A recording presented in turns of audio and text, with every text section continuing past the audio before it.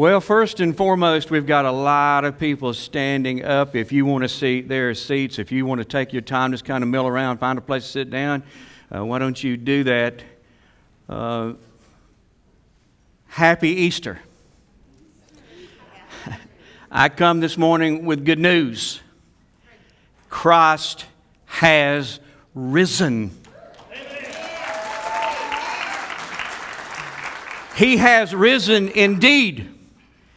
And because He died and rose again, I have more good news for you. It's never too late for a new beginning. You got time for a story? Y'all got time for a story? The central character of our story is a man whose name I do not know. It is never disclosed to us in the Bible. But as I read about him, there are some things that I learn about him that I want to pass on to you. The man who's the center of our story this morning was not an Israelite. He was a Roman.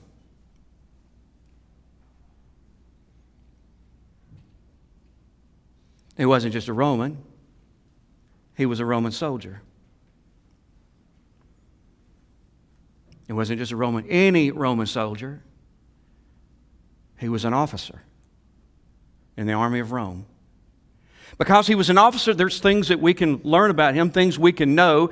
He wasn't necessarily a young man and probably wasn't an elderly man. But one of the criteria for promotion in the ranks of the Roman army was experience. Battle experience. He had been around the block a time or two. I guess him middle-aged, graying. He was probably bigger and badder than the average Roman soldier. Because, again, part of the criteria for being promoted to the rank of an officer was stature, strength, and skill. He was fiercely loyal to those whose command he served under. You would never be promoted unless you have proven yourself to be loyal in the midst of combat. Carry out every order with no question.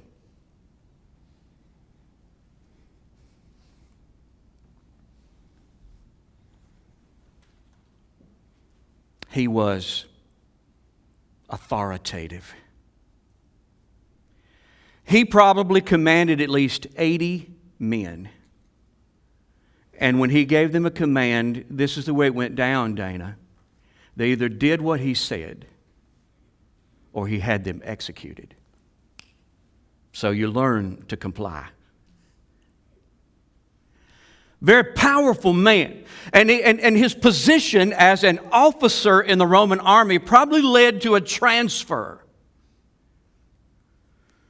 And he was transferred from Rome to Jerusalem. He had to uproot his family, cross the Mediterranean Sea, and establish life in a completely foreign culture. Why? At this point in time, Jerusalem and Judea existed under Roman rule. And the Romans had selected and placed a governor in the city of Jerusalem who ruled over Judea. And this Roman officer and his regiment of soldiers were sent to Jerusalem to, first of all, protect this Roman governor, whose name, by the way, was Pilate. They protected him, but this is the way it worked. Whatever Pilate, the Roman governor, wanted, every command he turned to them and said, I want you to do this, they just did it. He was Pilate's right-hand man. So one morning, he shows up for work. Early. Crazy early. Pilate is on the throne. This Roman officer is at his right hand.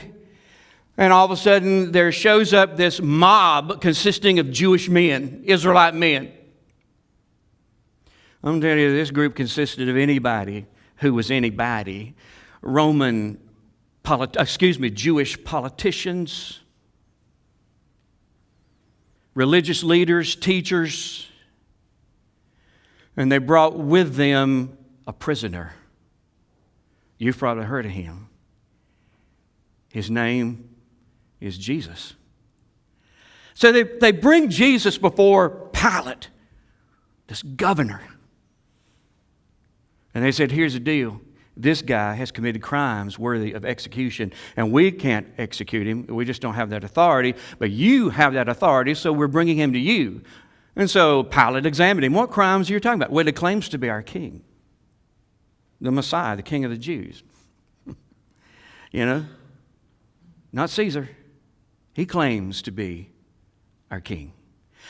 And furthermore, get this. He claims to be the Son of God, a deity walking around among us in a human body. That's blasphemy where we come from. And those are crimes that we consider worthy of death. And if that's not enough for you, let me tell you what, he says some really nasty things about the Roman government. We think he needs to be executed. Pilate examined this man. He cross-examined this man. He didn't see what these Jewish men saw. He didn't get it. So over and over again, he tried to just have Jesus released. But to no avail. These people wouldn't stand for that, not for a moment. They insisted that he's got to be executed. He's got to be crucified. Now, the Roman officer is standing there this whole time. He's watching all this go down. He hears the charges. He claims to be a king, claims to be deity, claims to be God in flesh. I believe he detected something in his boss, Pilate, that he had never detected. Fear. Pilate was unnerved by all this. A statement that Jesus had made, I am the Son of the living God. That boogered him. Is it okay to say boogered? We are in the South. It boogered him, right? Okay, you knew exactly what I meant, didn't you? Yeah, you did.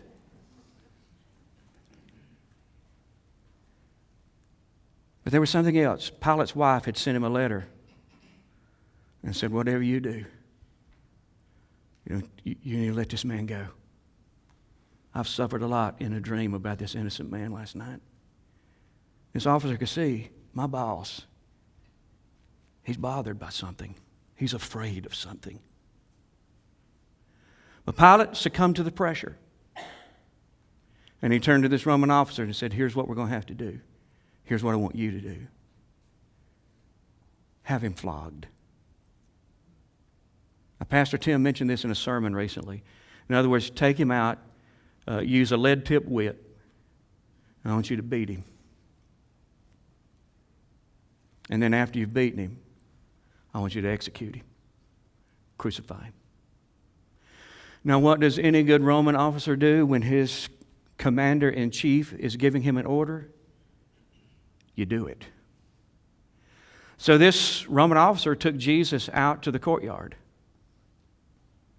And there he was beaten.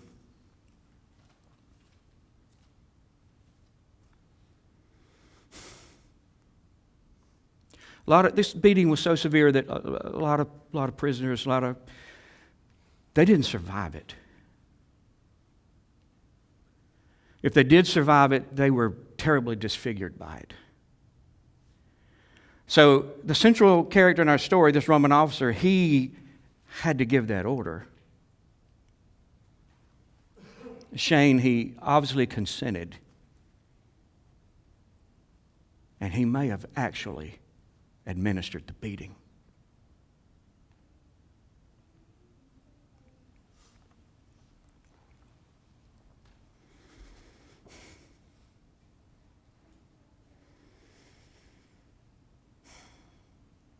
Well, you think it'd be enough?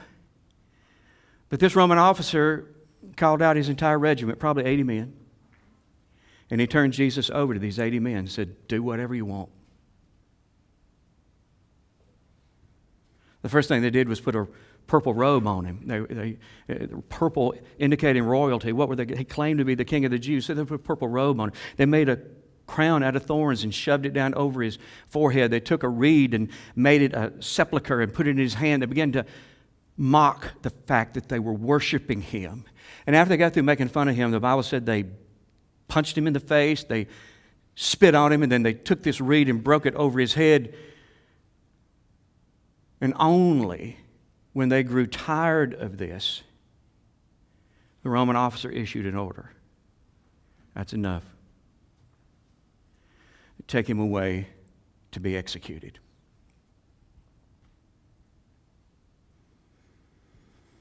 Now, there were two thieves there who were going to be executed as well. They had to take their crosses. It was going to be execution by crucifixion. So Jesus was required to take his cross, and he had to carry it to the top of a hill called Golgotha. Well, apparently, because of this severe beating, he just was physically incapable of doing that.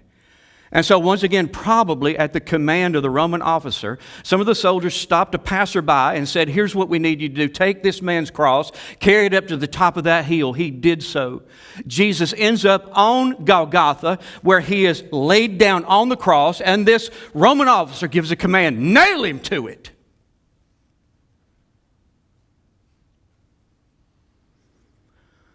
What do Roman soldiers do when an officer gives a command? They obey. They nailed Jesus to the cross. He's the one who had to give the order, let the execution begin, and the cross was dropped into the ground. Jesus is now suspended between heaven and earth, slowly suffocating.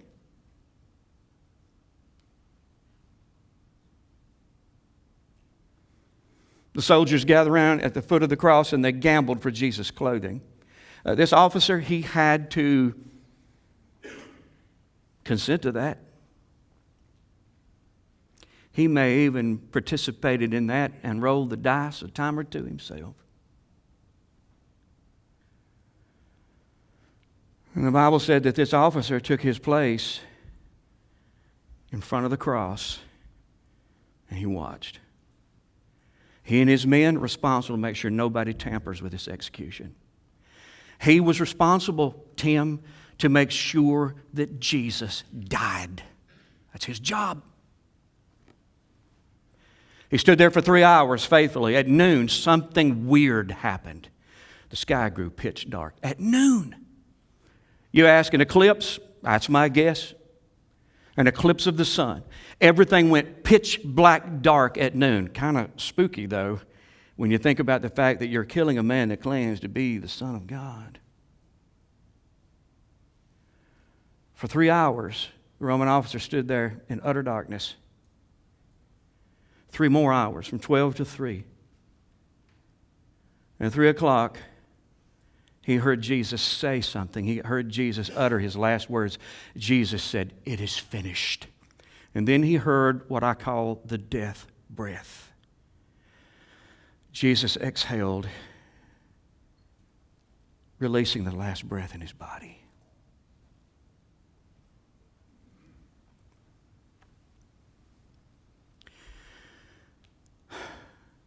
What happened next?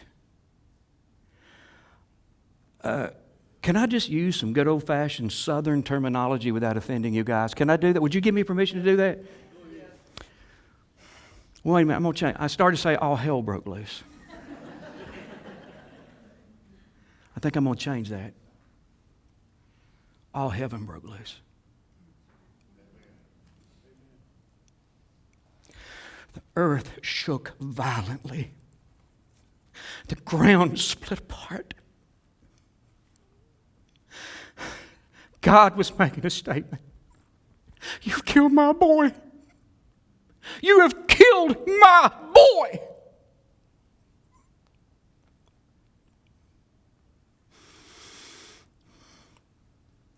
Look how this Roman officer responded to this in Mark chapter 15, verse number 39. I can't hardly see it.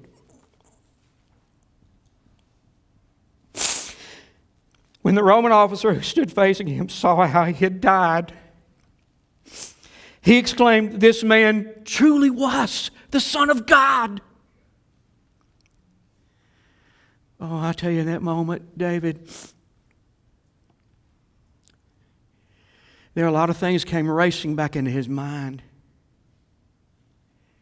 He claimed to be the King of the Jews, but he claimed a whole lot more than that. He claimed to be the Son of God. I believe he thought about the fear in Pilate's face. Pilate knew something's not right about this. There's something different about this cat. I can't put my finger on it, but there's something different.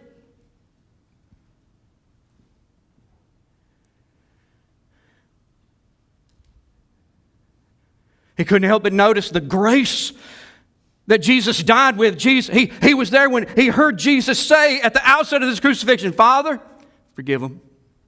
They don't have any idea what they're doing here."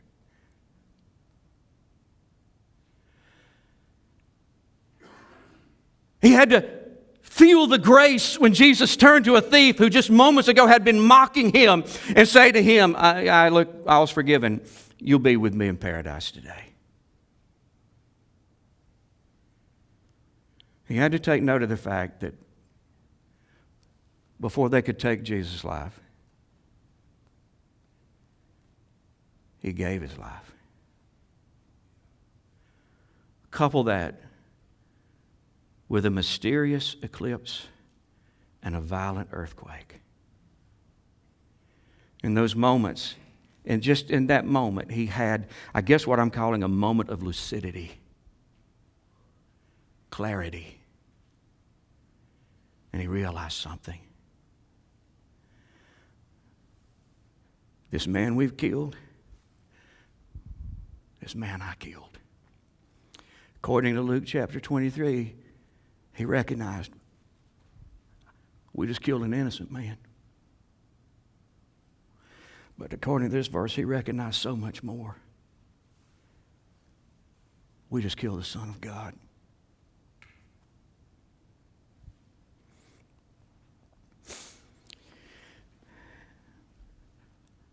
All that happened on a Friday afternoon. What do you think this man's weekend was like?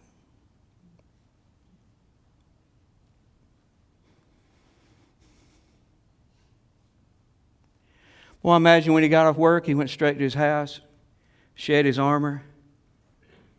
I believe he went to the refrigerator and started knocking them back.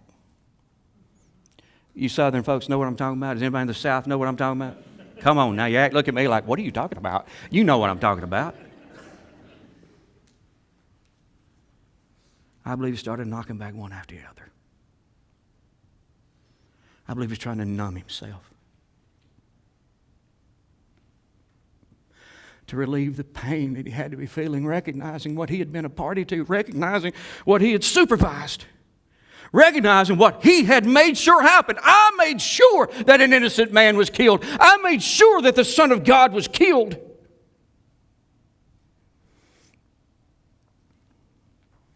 He had to be feeling great remorse over the role that he had played, not only in the death of Jesus, but in the suffering of Jesus. His grief and guilt must have been overwhelming.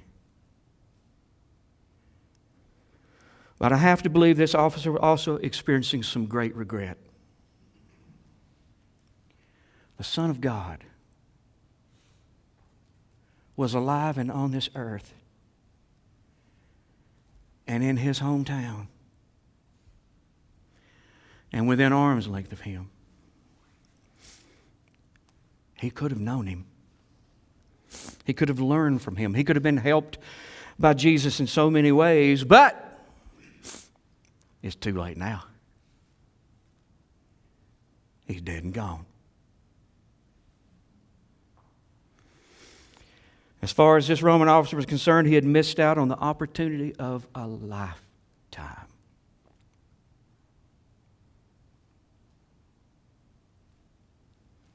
What a miserable Friday and Friday night he had to have. What a miserable Saturday he had to have. Then came Sunday. Now remember that Roman soldiers were posted to guard Jesus' tomb? I got to believe that they probably reported to this man.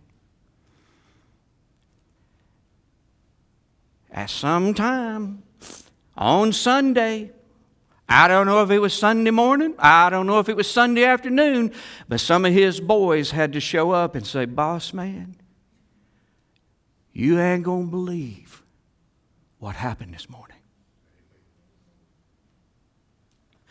Man, they were, I guess you call them angels, celestial beings. There was another earthquake, stones were rolling away, and that cat we killed, he walked right out of that tomb. He's walking around Jerusalem right now. Word spreading through the ranks of his followers that he's not gone.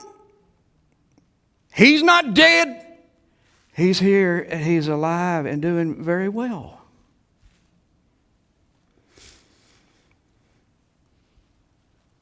You know what this officer had to realize?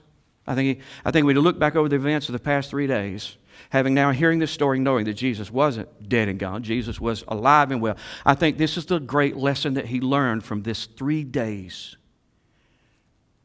It's not too late.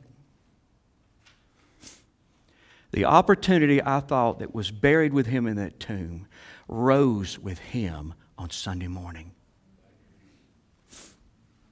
You follow me? I think the Roman officer's thinking this: it's not too late for me.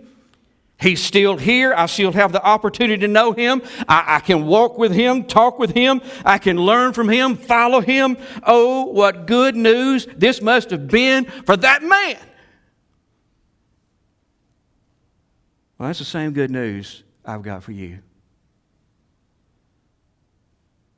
It's not too late. It is not too late for a new beginning. I think that I'm talking to somebody, and you're kind of like this Roman officer. You're starting to look at Jesus through different eyes. It could be that you're starting to see Jesus, yourself, life, and eternity in a whole new light.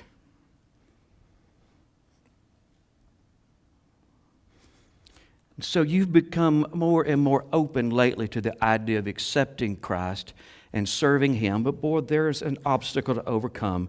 For whatever reason, you're absolutely convinced it's too late for me. Ronnie, you explain I've lived all my life without Jesus. You have no idea how many times I've turned Him down. Therefore, I'm convinced it's too late for me. Ronnie, you have no idea the things that I've done, terrible things that I believe had sealed my fate eternally. Too late for me. Ronnie, I've just gone way too far.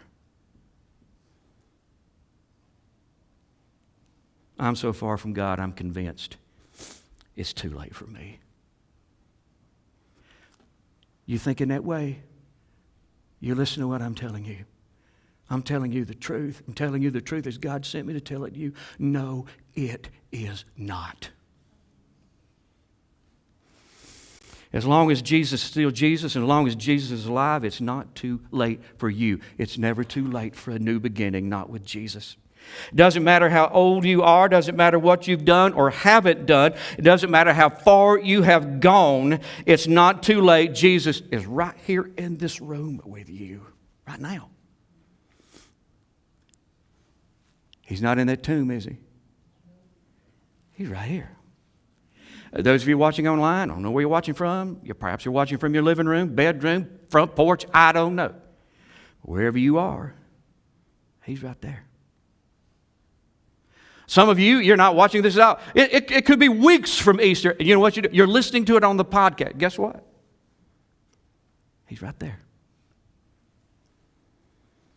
And He's offering you an incredible opportunity.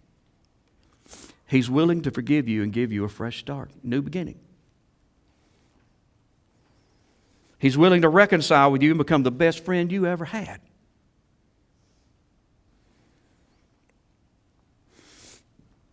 He's willing to walk closely with you and help you navigate this challenging terrain that we all call life.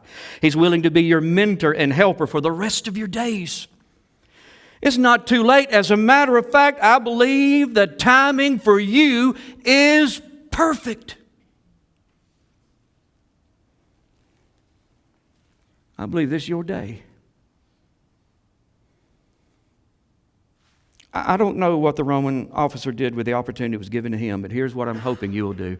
I'm hoping that you'll capitalize on this opportunity of a lifetime. I'm hoping that you will accept Jesus and His gracious gift of salvation right now. Ronnie, you ask, how do I do that? Number one, you got to want it. Number two, you got to believe it. Number three, you got to ask for it.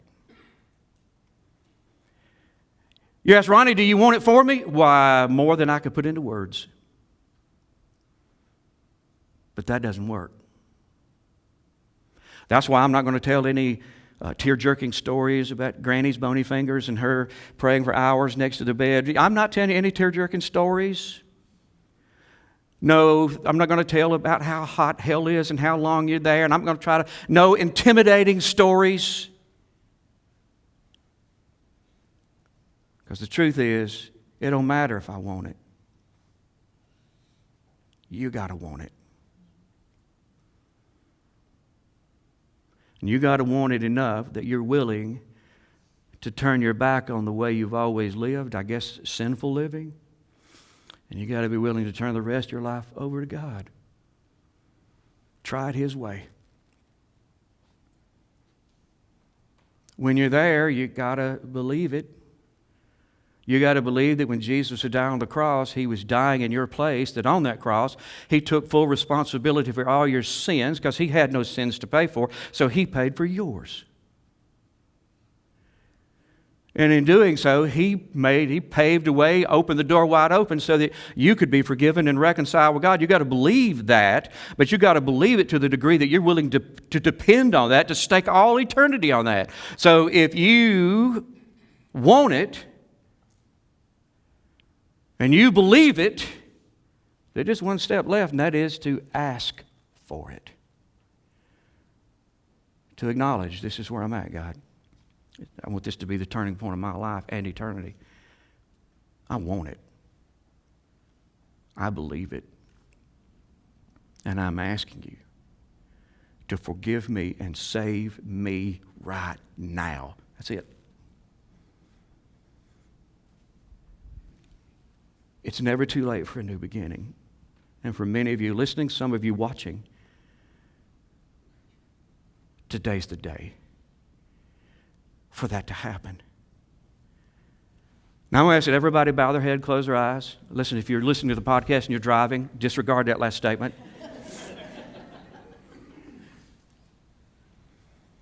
And I want you to know, if you're visiting with us, we're not about to get weird.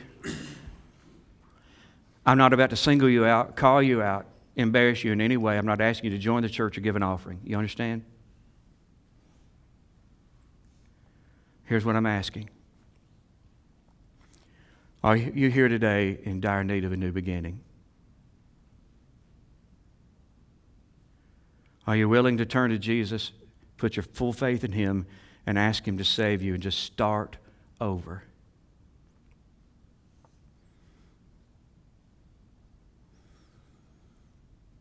Now, if that's you, I want to ask you to do something courageous. And I want you to know something. There are two sets of eyes looking. God's and mine. That's it. If you're sitting here today and you go, Ronnie, I'm in. This is what I want. This is what I need. I am standing already. I'm going to ask you to do something. Raise up your right hand. Hold it up for me just a minute. Will you do that? Yes, sir. Yes, ma'am. Anybody else? Yes. Anybody else? Say, I'm in. Yes, ma'am. Anybody else? Yes. Yes.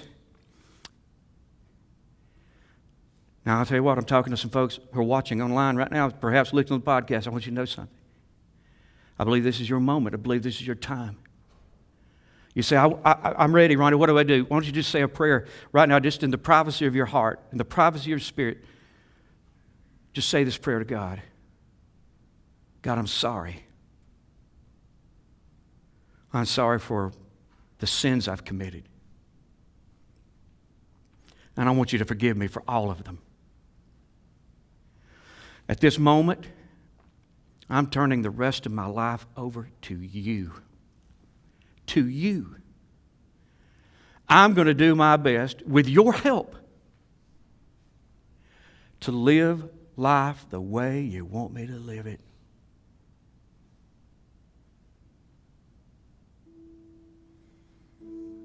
I absolutely believe, I am convinced that Jesus died on the cross for me. I am convinced that what He accomplished through His death and resurrection is enough. And I am depending on that to get me into heaven.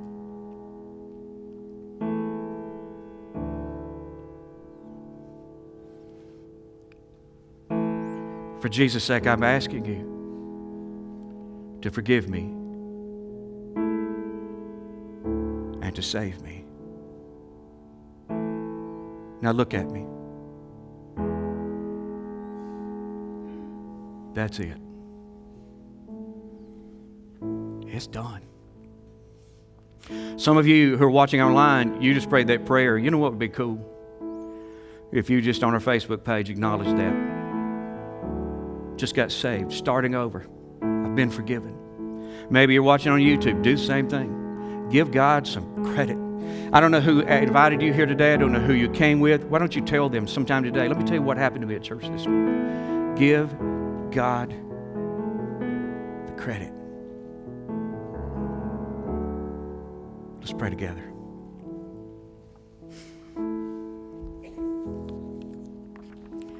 Father, what can we say other than thank you and praise you? You are such a great God. You gave us such a great gift in Jesus, and then He gave us such a great gift in salvation. And Lord, then we get the opportunity to open up to people today and share that and see them step out of darkness into light. Bless them incredibly. What a great day to accept Christ and start all over. Easter.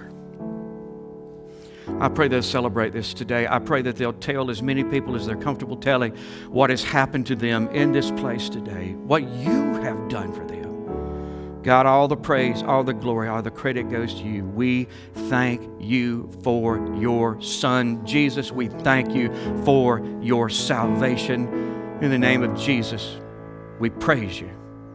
Amen. You're dismissed. Happy Easter.